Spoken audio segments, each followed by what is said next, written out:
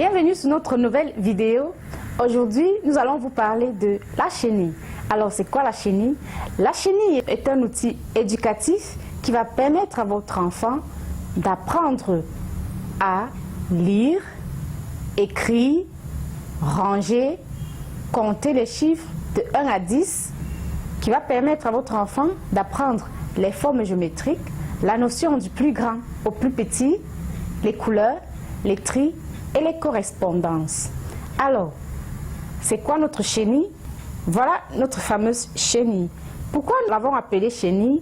Bien évidemment à cause de sa forme. En première ligne, nous avons les nombres de 1 à 10 qui sont des encastrements qu'on peut enlever et ranger. En deuxième ligne, nous avons des tiges numérotées qui portent des ronds en nombre équivalent au numéro de la tige. En troisième ligne, nous avons les formes géométriques qui sont des encastrements qu'on peut enlever et remettre. Nous allons actuellement passer à la démonstration pour apprendre à vos enfants à acquérir des compétences diverses. Alors, la première compétence que nous allons travailler est la lecture des nombres de 1 à 10. 1, 2, 3, 4, 5, 6, 7, 8, 9 et 10. La deuxième compétence est celle d'aider l'enfant à écrire les chiffres de 1 à 9. Avec son doigt, l'enfant va passer sur les vides là pour reproduire chaque chiffre. Allons-y. 1, 2, 3, 4, 5, 6, 7, 8, 9 et en dernier lieu 10. En faisant cet exercice, l'enfant ressent les formes de chaque chiffre. Maintenant, nous passons à la troisième compétence qui est celle de pouvoir ranger les nombres de 1 à 10 dans le bon ordre. Nous avons deux façons de le faire. Nous allons commencer par le niveau de difficulté le moins élevé. Alors, l'enfant va céder des creux représentant les chiffres pour ranger ces chiffres-ci dans l'ordre correct. Nous avons donc 1 là, 2, 3, 4, 5, 6, 7, 8, 9,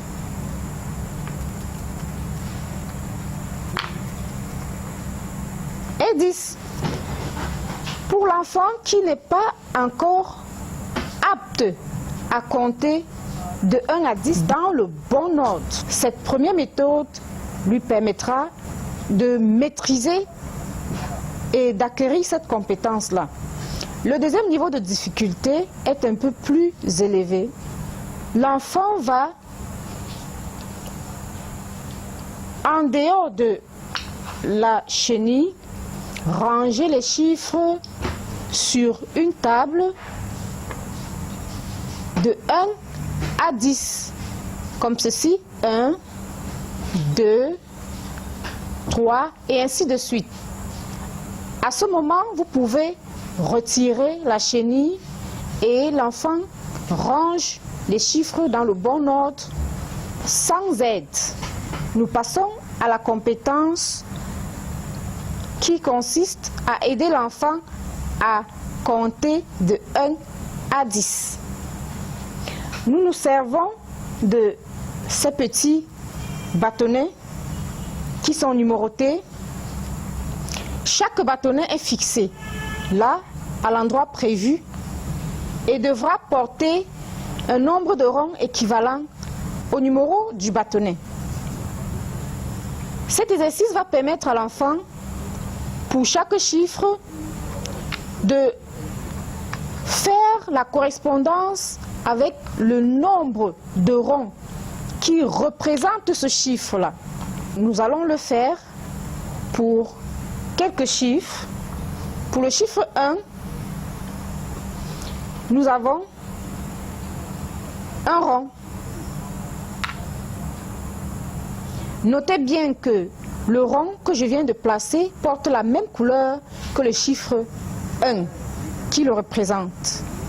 Ce niveau de difficulté correspond à l'enfant qui n'a pas encore maîtrisé le comptage. Ainsi, en dehors de la couleur noire et de la couleur jaune, vous verrez que chaque chiffre a une couleur unique et les ronds pour compter ces chiffres ont la même couleur. Pour le chiffre 2, nous avons certes plusieurs ronds qui portent le chiffre 2, mais l'autre indice qui va permettre à l'enfant de savoir qu'il est en bon train, c'est la taille de la tige. La tige numéro 2, elle est là. Combien de ronds doit-il mettre pour compter de 1 à 2? Les ronds à remplir sont des ronds de couleur noire, comme le chiffre noir. Nous avons donc 1 et 2. Alors, à ce niveau, l'enfant devra s'arrêter parce que l'instruction ici, c'est de ne pas remplir les tiges de façon à ce qu'on ne puisse pas tenir le bout. Donc, avec cette instruction, l'enfant sait qu'après avoir mis 2 ronds, il a bien parfaitement fait ce qui a été demandé. Pour le chiffre 3, nous avons la tige numérotée 3 et nous devons enfiler les ronds de couleur jaune. 1, 2 et 3. Si nous rajoutons un rond, nous ne pourrons plus tenir le bout de notre tige. Donc, l'enfant s'arrête à ce niveau et il sait qu'il a effectivement enfilé le nombre de ronds qu'il faut pour correspondre au chiffre 3. Pour le 4, la tige 4, les ronds de couleur verte. 1, 2, 3, 4. Pour le nombre 10, la tige 10, les ronds de couleur noire. 1, 2, 3, 4, 5, 6, 7, 8, 9 et 10. Comme nous l'avons dit, c'est pour le niveau de difficulté faible pour apprendre à l'enfant à compter de 1 à 10. Maintenant, pour évaluer l'enfant, nous pouvons lui demander de donner le nombre de ronds qui correspond au chiffre 4, mais à ce moment, en faisant un mélange de toutes les couleurs. 1, 2, 3 et 4. Vous pouvez lui demander de compter de 1 à 4 en utilisant une tige qui n'a pas la même hauteur que la tige numéro 4. Cela vous permet d'évaluer si l'enfant a réellement compris comment compter. Alors, nous procédons comme tout à l'heure. Nous enfilons 4 ronds de couleurs différentes. 1, 2, 3 et 4. Passons actuellement à la prochaine compétence qui consiste à aider l'enfant à maîtriser la notion du plus grand au plus petit. Nous allons donc prendre les chiffres 6 et 8 et demander à l'enfant lequel entre 6 et 8 est plus grand. L'enfant devra utiliser son sens de l'observation et devra observer que la taille de la colonne blanche est plus petite que la taille de la colonne bleu clair. Alors, dans ce cas, quelle est la colonne qui est la plus grande? Évidemment, c'est la colonne bleue. Donc, le chiffre 8 est plus grand que le chiffre 6. Passons actuellement à la prochaine compétence qui consiste à aider l'enfant à lire les formes géométriques. Nous sommes sur la 3e ligne.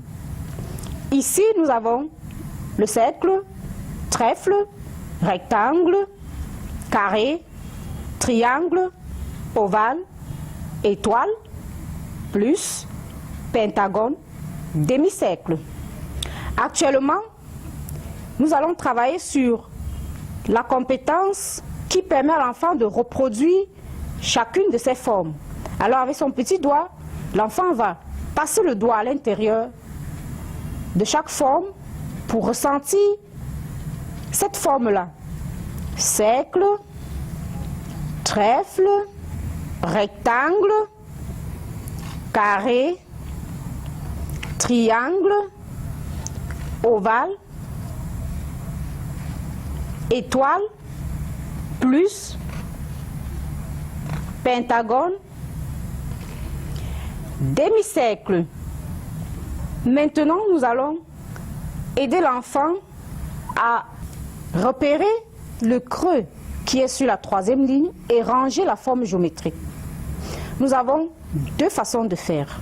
La première façon, qui a un niveau de difficulté plus faible, consiste à se référer aux couleurs de la forme géométrique et à la verticale sur laquelle nous nous trouvons. Par exemple, pour le chiffre 1, nous sommes sur la verticale qui correspond à la couleur rouge. Donc le cercle va se ranger là. Pour trèfle, nous sommes sur la verticale qui correspond à la couleur noire.